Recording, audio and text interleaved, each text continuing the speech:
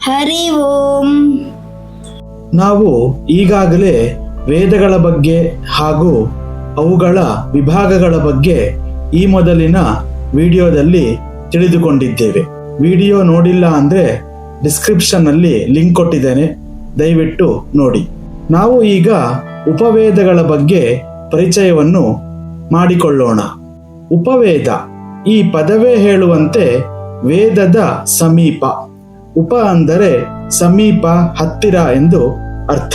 ವೇದಗಳಿಗೆ ಇರುವಂತಹ ಜ್ಯೇಷ್ಠತೆ, ಶ್ರೇಷ್ಠತೆ ಹಾಗೂ ಸ್ಥಾನಮಾನಗಳು ಈ ಉಪವೇದಗಳಿಗೂ ಇವೆ.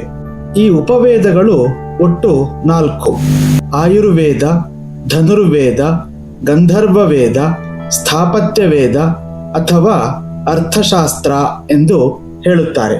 ಈ ಉಪವೇದಗಳನ್ನು ತಿಳಿಸುವಂತಹ ಭಾಗವತದ ಶ್ಲೋಕವೂ ಕೂಡ ಇದೆ.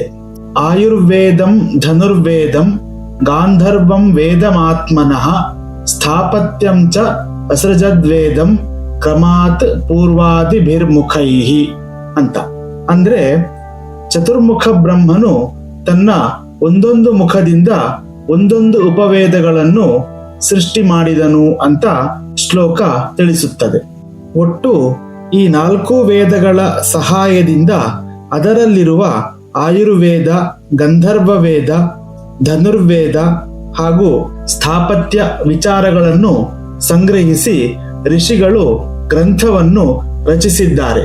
4 ವೇದಗಳಲ್ಲಿಯೂ ಎಲ್ಲ ಉಪವೇದಕ್ಕೆ ಸಂಬಂಧಿಸಿದ ಮಂತ್ರಗಳು ಇವೆ.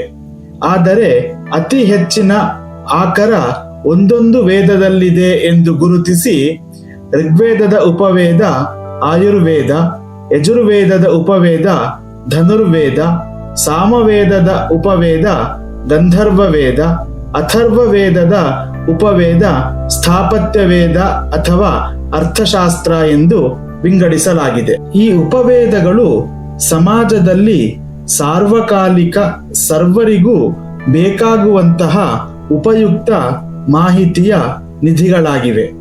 ಈ ಎಲ್ಲ ಉಪವೇದಗಳು ಕೂಡ ಪ್ರಾಯೋಗಿಕ ವಿಜ್ಞಾನ, ಅಂದರೆ ಪ್ರಯೋಗದಿಂದ ಪ್ರಸ್ತುತಪಡಿಸುವಂತಹ ವಿದ್ಯೆ.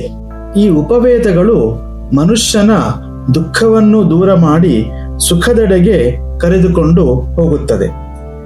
ಅದು ಹೇಗೆ ಅಂತ ನಾವು ನೋಡೋದಾದ್ರೆ,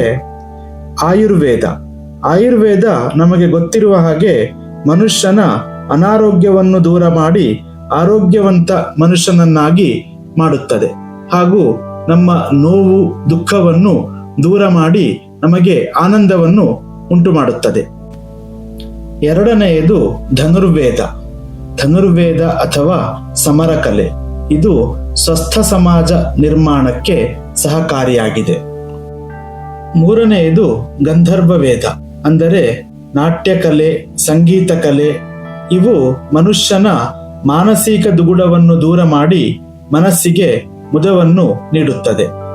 ನಾಲ್ಕನೆಯದು ಸ್ಥಾಪತ್ಯ ವೇದ ಅಂತ ಹೇಳಿದ್ರೆ ಕಟ್ಟಡ ನಿರ್ಮಾಣ ಕಲೆ, ಶಿಲ್ಪಕಲೆ ಅಥವಾ ವಾಸ್ತುಶಾಸ್ತ್ರ ಅಂತ ಹೇಳ್ಬೋದು.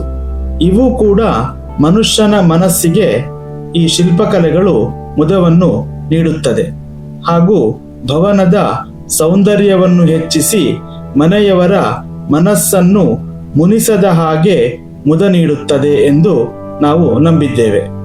ಅರ್ಥಶಾಸ್ತ್ರ ಇದು ಕೂಡ ಮನುಷ್ಯನ ಆರ್ಥಿಕ ಅಭಿವೃದ್ಧಿಗೆ ಸಹಕಾರಿಯಾಗಿದೆ. ಹೀಗೆ ಈ ಎಲ್ಲ ಉಪವೇದಗಳು ಎಲ್ಲರಿಗೂ ಉಪಯುಕ್ತವಾದ ವಿದ್ಯಾನಿಧಿ ಎಂದು ನಾವು ಹೇಳಬಹುದು.